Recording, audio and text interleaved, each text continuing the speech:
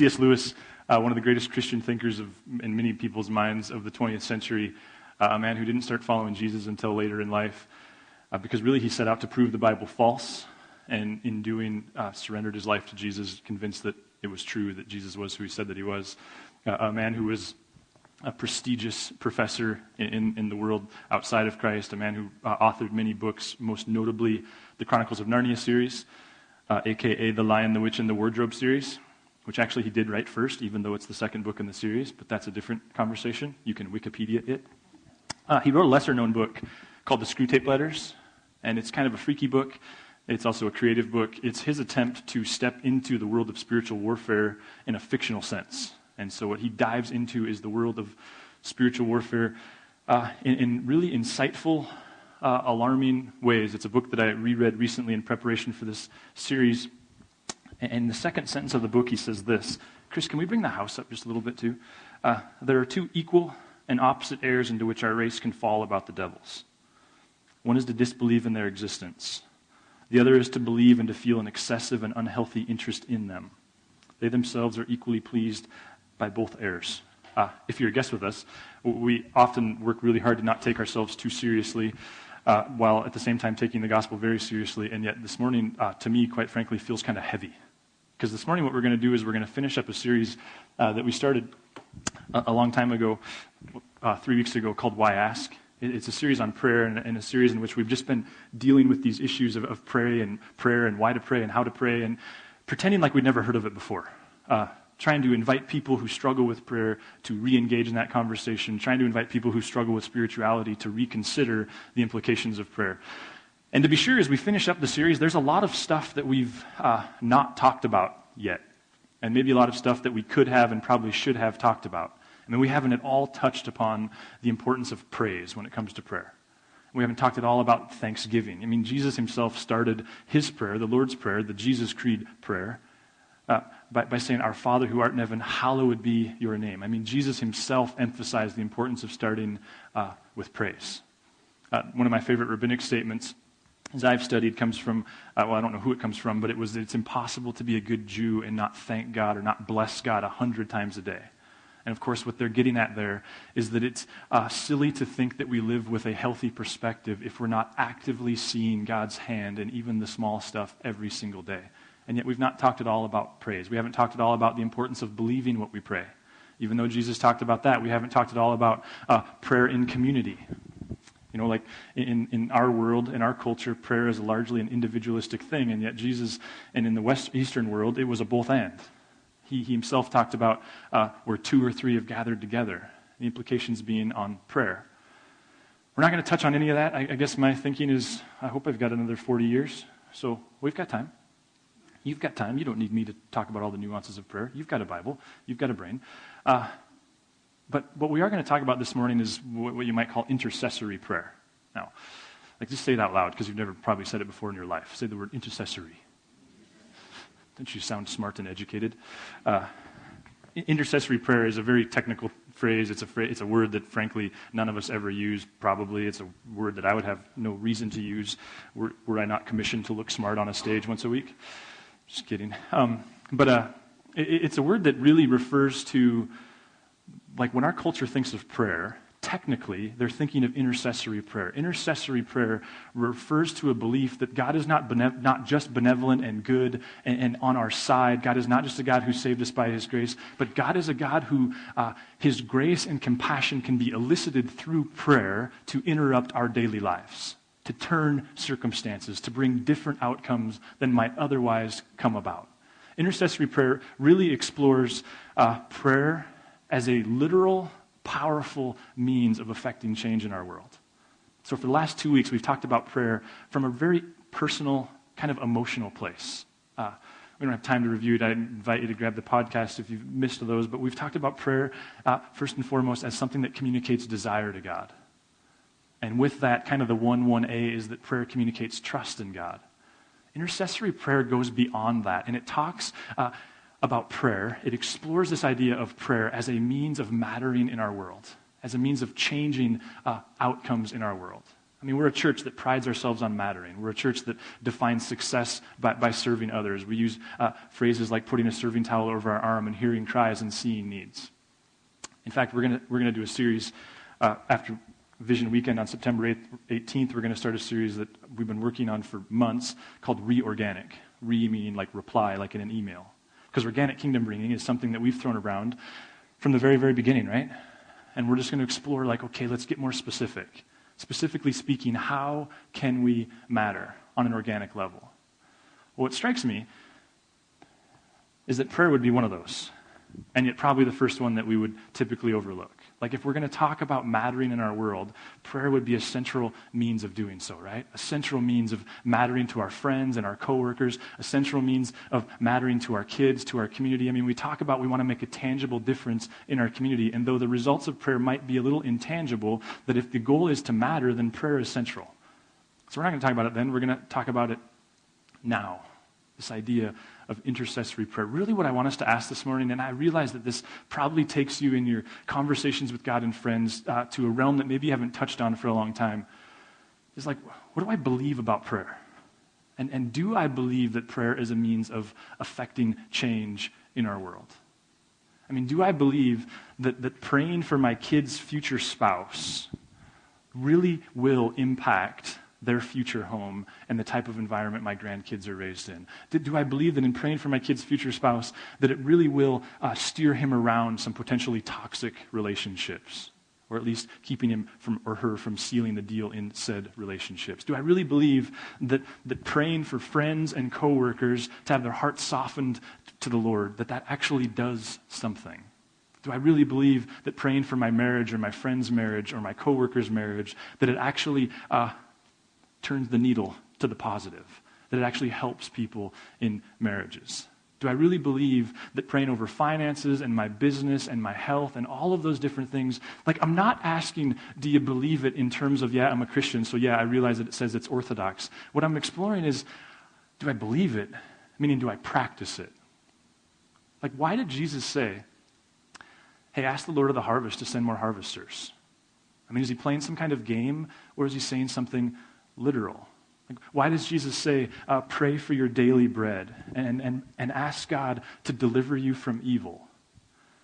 What we would call like moral poor decisions in our vocabulary. Did he mean something literal there, or was he just playing games? Paul, when he was dealing with the church in Rome, this church was, well, you might say that they had a lot against them because the community didn't like Christ followers. Jews at this point who weren't following Jesus were very antagonistic towards them. The Greco-Roman culture was very antagonistic towards them. Paul said to that church who was dealing with incredible martyrdom, hey, pray for the government officials. Like, was he playing games? Is that some kind of flowery encouragement? Was it flattery? Or did he really believe that it does something, that it really brings about effective change? I guess what I want to get into this morning, in a way that, frankly, I don't even like doing, and it's a little uncomfortable, is that realm that we typically leave to Hollywood. The realm of a world that's more real than this one that we can't see. The realm of angels and demons and God and a devil. The realm of the unseen. An unseen power and unseen forces, and yet said forces that may or may not have implications on this one. Speaking of the realm of the unseen, I have a friend who was in Helena a couple weekends ago, and he was telling me this beautiful, profound, idiotic story about he was going to Glacier Park to go backpacking.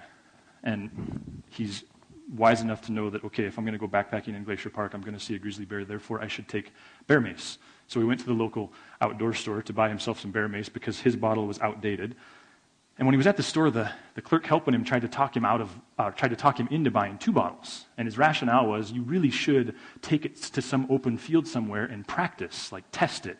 Like you should know what it looks like and what it feels like and what you're dealing with when you're spraying one of these bottles of mace. But it's like $60 a bottle, right? So no was his answer. On his drive home, though, he had this brilliant thought of, well, I could do that with my old bottle of bear mace. Right? Like I'll get my wife, we'll go out to some big open field, and we'll spray the old bottle. But you know how this stuff goes, right? So by the time he got home, it was like, we don't need to go out of town. He's thinking of his backyard. And now in his defense, he doesn't have a backyard neighbor. All he has is a backyard ditch. So on the other side of him isn't another neighbor, just the big ditch in Billings. And there's some green space, kind of some unfounded land over there. But he does have neighbors on either side. And so this is the way this stuff goes, right? He's like, I'll just go spray a little over the ditch. So he grabbed his wife and, right? Nothing happened. But it's like a Lay's potato chip, right? Like you can't eat just one. And before you know it, he had emptied the entire bottle over the ditch. Everything was going great.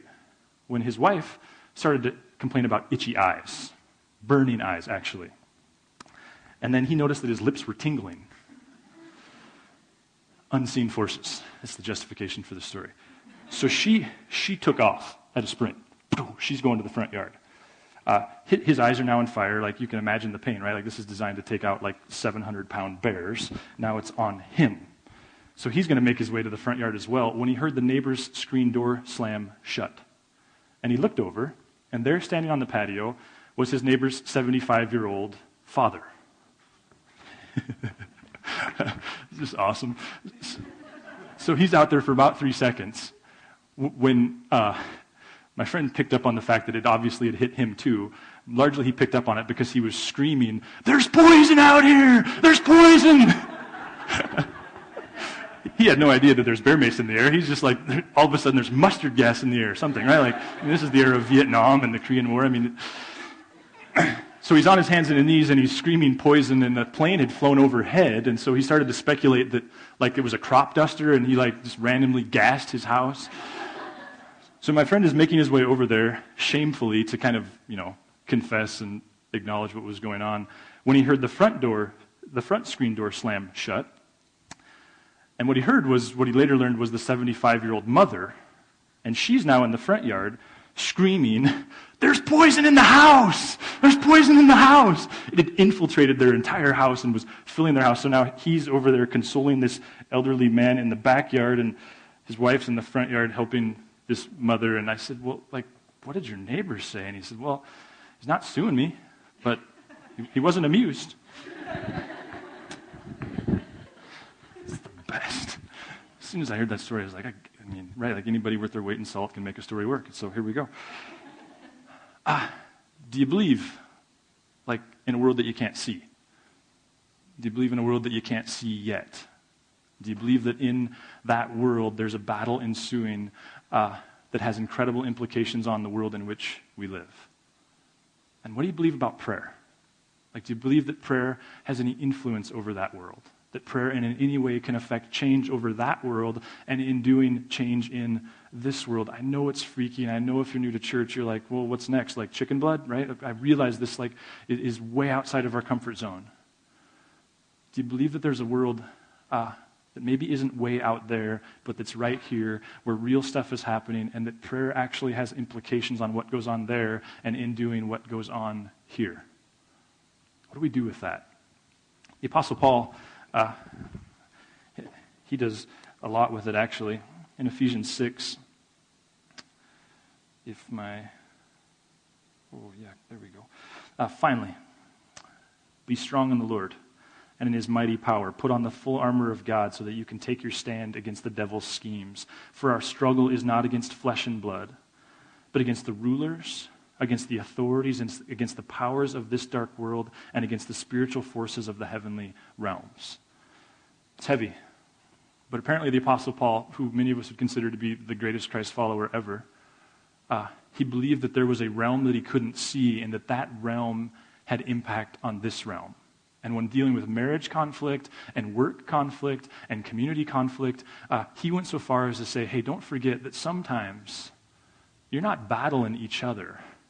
You're battling an enemy who hates God, a real high-stakes battle. In Ephesians, in the Message, he says it this way. I really like what Eugene Peterson did with this text, and that about wraps it up. God is strong, and he wants you strong. So take everything the Master has set out for you, well-made weapons of the best materials, and put them to use so you will be able to stand up to everything the devil throws your way. This is no afternoon athletic contest that we'll walk away from and forget about in a couple of hours. This is for keeps. A life or death fight to the finish against the devil and his angels. Paul apparently went there's a realm, and it's a big deal. Or what do you do with like all the demon-possession stuff in the Gospels? You know, those 4 books that we have about Jesus' life. It's crazy all that goes on there. And I don't know about you. I think more often than not, I've taken a very historical perspective of those and went like, well, they didn't understand mental illness. They didn't understand things like schizophrenia. They didn't understand, you know, like they weren't all demons. They were just misunderstanding the circumstances. Maybe you land there. I read a guy this week that I think said it really well. He said, maybe the stakes were higher when Jesus was here. And therefore, the presence of the battle was more real and more felt. That the activity was higher because there was a real battle going on. And what's marvelous as a Christ follower is what they thought constituted victory for them, Christ dying on the cross, we know marked victory for God. Because he's a God who wins with the serving towel. A God who serves and served us to the point of rescuing us from our sin. But I wonder if you were to take Jesus out to coffee, so to speak, and ask him about said realm and this whole conversation. As I was thinking about that this week, I was like, I wonder if he would just tell us about the first thing that happened to him after he was baptized. At 30 years old, Matthew tells the story this way. Next, Jesus was taken into the wild by a spirit for the test. The devil was ready to give it. Jesus prepared for the test by fasting 40 days and 40 nights. That left him, of course, in a state of extreme hunger, which the devil took advantage of in the first test. Since you're God's son, speak the word that will turn these stones into loaves of bread. Jesus answered by quoting Deuteronomy. It takes more than bread to stay alive. It takes a steady stream of words from God's mouth. For the second test, the devil took him to the holy city. He sat him on top of the temple and said, since you're God's son, jump. The devil goaded him by quoting Psalm 91. He has placed you in charge of angels. They will catch you so that you won't so much as stub your toe on a stone. Again, we have this reference to this realm. Jesus countered with another citation from Deuteronomy, don't you dare test the Lord your God. For the third test, the devil took him to the peak of a huge mountain. He gestured expansively, pointing out all the earth's kingdoms, how glorious they all were. Then he said, they're yours, lock, stock, and barrel. Just go down on your knees and worship me, and they're yours. Jesus' refusal was curt. Beat it, Satan. He backed his rebuke with a third quotation from Deuteronomy, worship the Lord your God and only him. Serve him with absolute single-heartedness. The test was over. The devil left. And in his place, angels came and took care of Jesus' needs. Like we know what Jesus would talk about, right? And I wonder if it's not just because of his own experience, but because he knew the story. Like he knows the text. He understands the Jewish life and what they've experienced. I wonder, we think of Moses, who at one point was leading Israel out of Egypt, and there was a battle that needed to happen. And very quickly, the text refers to that they came to the conclusion that Joshua would lead the battle. He would lead the troops, and Moses would go up on a hill with Aaron and another guy, and they would lift their hands to the Lord. They would pray. And the crazy thing, this all happens in a paragraph in the text, but we're told that whenever Moses lifted his hands praying, Israel was winning. When he dropped his hands, they started losing. Which kind of helps me know that Moses' story was my story. Because, I don't know, maybe this is reading too much into it, but you think Moses went like, really, Lord? This is trivial. Like, this makes that much of a difference? This small, obscure, quiet act has that much of an impact on that down there? Is it a metaphor for, like, hands up, hands down? I don't know. But it's so important that it become, by the end, that they started putting stones under Moses' arms so that he could keep them up. Or I think of the early church. Herod, he figured out that one of the ways that he could squelch the early church was by taking out key figures. And so he had James, one of the disciples, killed.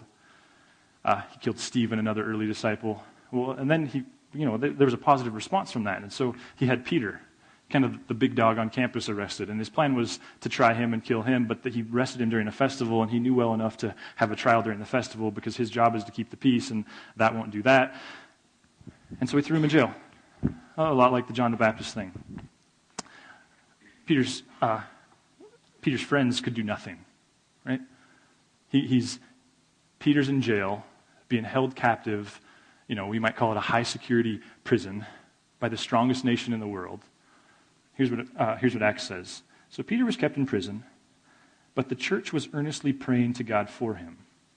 The night before Herod was to bring him to trial, Peter was sleeping between two soldiers, bound with 2 chains, and sentries stood guard at the entrance. Suddenly the angel of the Lord appeared, and light shone in his cell. He struck Peter on the side and woke him up. Quick, get up, he said, and the chains fell off Peter's wrists. Then the angel said to him, "Put on your clothes and sandals." And Peter did so. "Wrap your cloak around you and follow me," the angel told him. Peter followed him out of prison, but he had no idea what the angel was doing was really happening. He thought he was seeing a vision, like all of us would, right? They passed the first and second guards and came to the iron gate leading to the city. And this time you locked the cities at night so that you were safe at night. It opened for them by itself, and they went through it.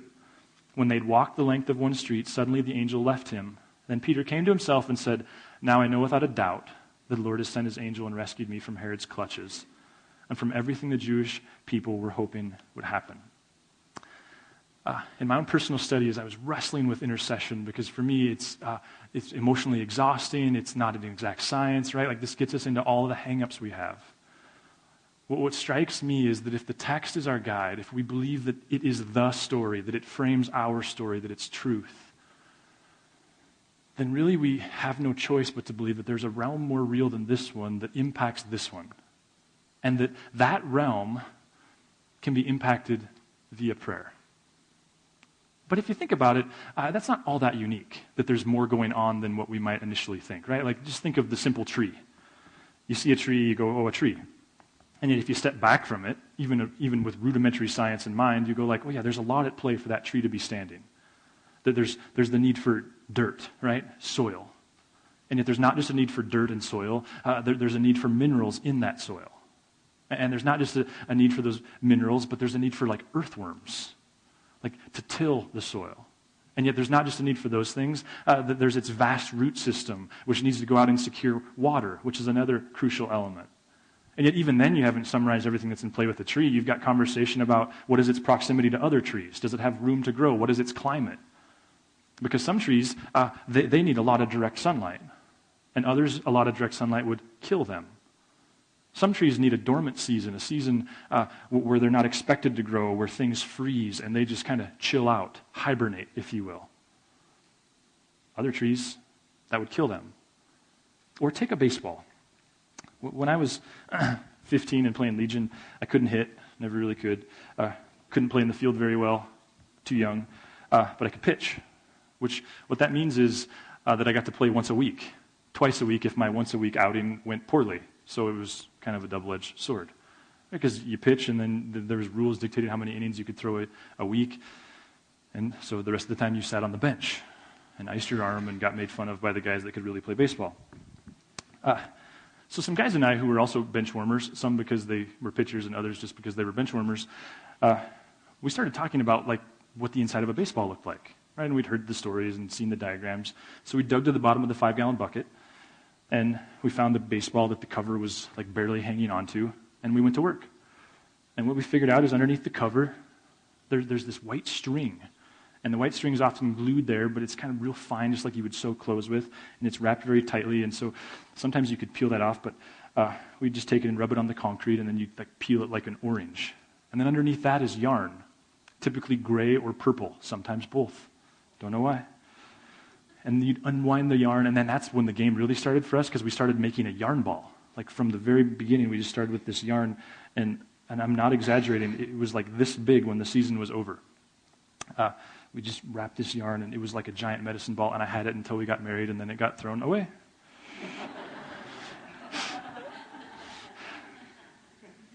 And then underneath the yarn, there's often cork. Sometimes there's cork and a rubber ball. There's all these different... Oh, here, I'll show you.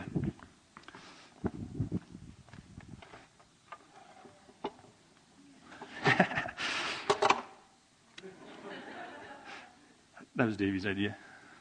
I want you to know that power tools scared the whatever out of me. And so if I could stand 6 blocks.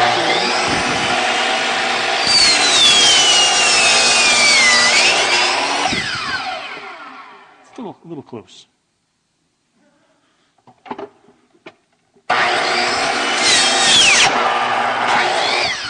that a bad thing? I hit the rubber ball.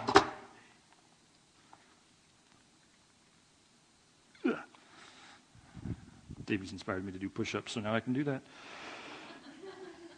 Cork, rubber ball, yarn, white string, no glue. Cover. Actually, funny story. I bought some of these on Amazon this week, and I tried them out for the first time at about 7:30 this morning, and when I cut through it, it was nothing but cork. So this came from my childhood memory box. This was a significant baseball at one point in my life. Here's my point. When we evaluate life and circumstances, we all kind of have to pay our fee and make our choice.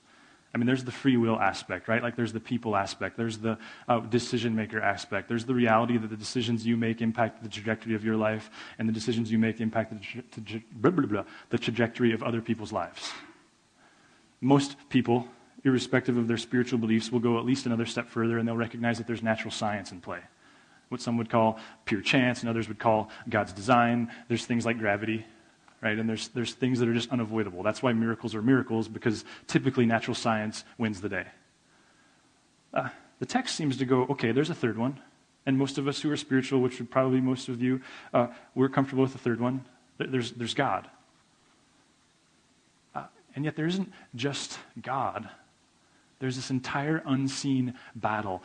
Probably not surprised to know that I'm not real big on studying Revelation to understand when the world's going to end. I get incredible amusement and embarrassment every time I drive by the billboard that's still up that said the world ended on May 23rd. But one thing you can do with the book of Revelation is simply read it and be taken back by the reality of evil at work in the world.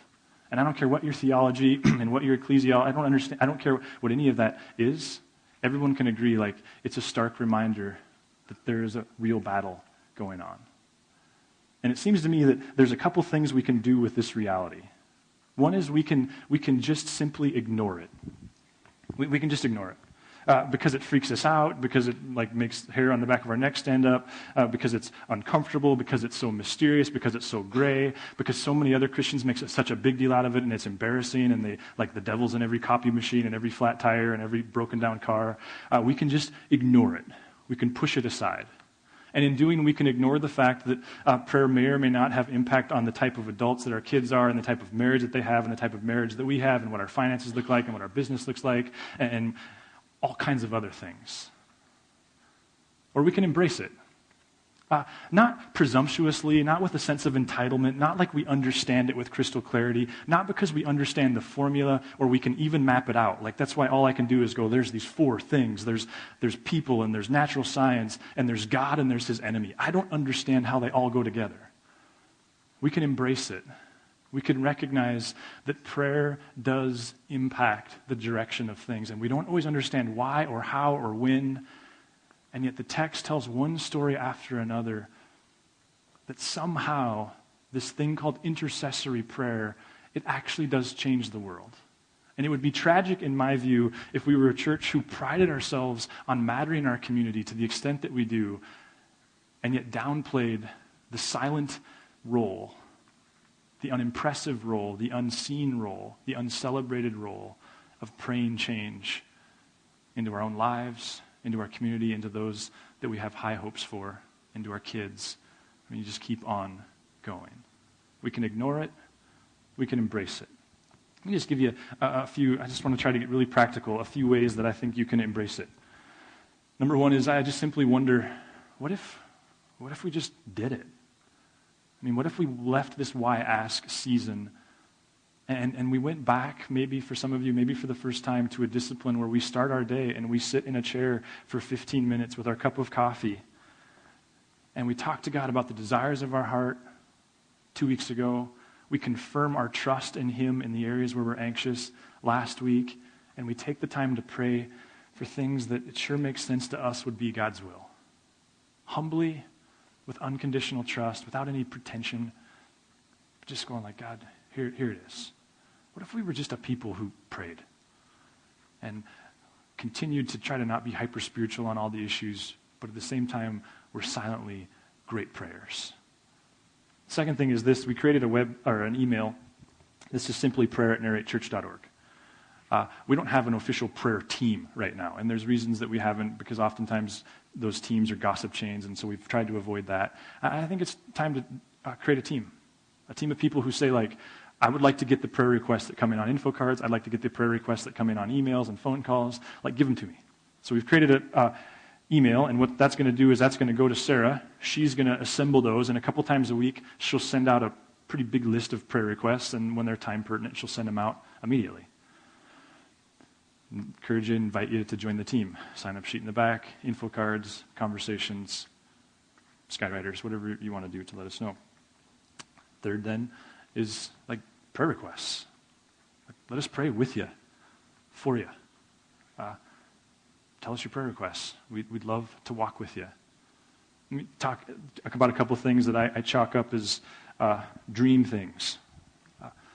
Things that aren't in place, and I'm not going to exert a lot of energy to put them in place because lots of people are serving really hard, and I don't want to force this into action. But if someone was like, I'd love to lead that, yes, that's exactly where I'm skilled and wired and passionate.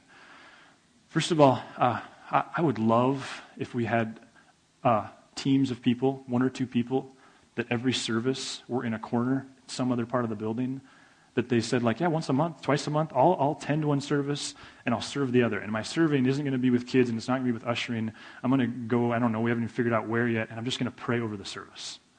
I'm going to take the prayer requests that we got during the week. I'm going to take staff prayer requests. Yeah, I'll be a part of that. Both of our mother churches do it.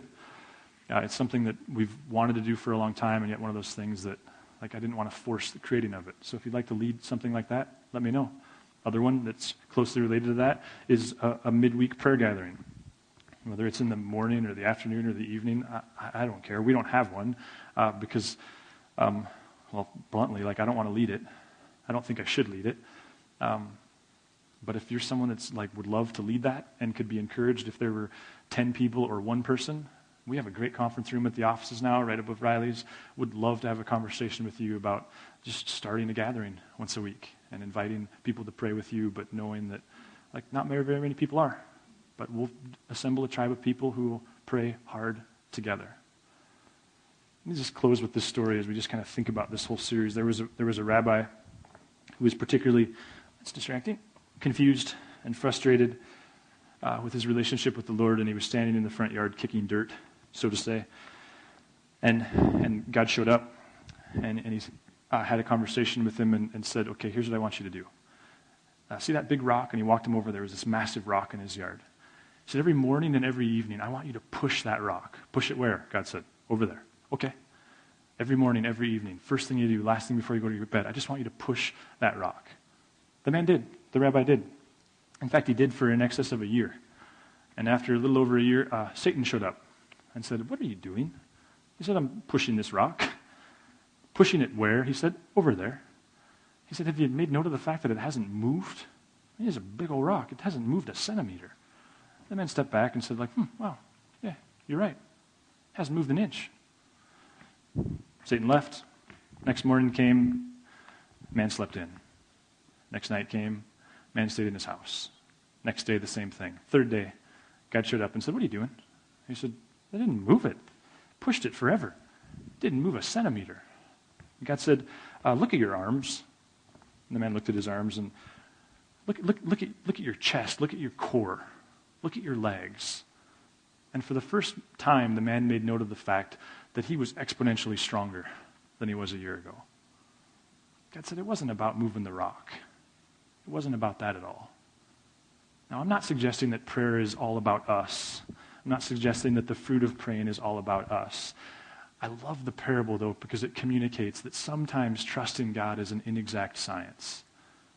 The text tells us, and just to kind of wrap up this series, it paints a picture of a God who says, communicate your desires, reaffirm your trust, and believe me when I tell you that somehow and in some ways you can bring change to your world simply by asking me to do it. We don't always get it. We don't always understand it, but it happens. I don't know where you're at with Jesus. Maybe you're still checking him out. It's important to me that you would understand that we believe that you can't climb a ladder to God. That it's not about earning it. We don't serve to earn God's favor. We receive his favor. We recognize that God is a God of grace who rescued us from our sin, and that things like prayer are our opportunity to join with him in what he wants to do in the world. Sometimes we do it with a shovel in our hands. Sometimes doing so gets dirt under our fingernails. Sometimes doing so involves going into solitude and just praying change into the world. Let me pray for you. God, I'm grateful for this season, and grateful, God, that you're just raising the water level of prayer in our lives. We said at the beginning that the hope was that this series would kind of pour Drano down the communication tube between you and ourselves. That we'd communicate with you more and more authentically and more clearly. Lord, we leave probably with more questions than we started with, maybe even with as much frustration as we had at the beginning, and yet we're trusting the text, we're trusting your story. God, would you give us the humility needed to pray, the discipline needed to pray, the hope in you and the trust in you needed to pray. God, as we look ahead at this next season of our existence as a community in a really great town, we really believe that we're barely even getting started. Would you go before us? Draw people to yourself. Change people's paradigms of who you are and what your dreams for the world really are. We love you, Jesus. It's in your name that we pray. Amen.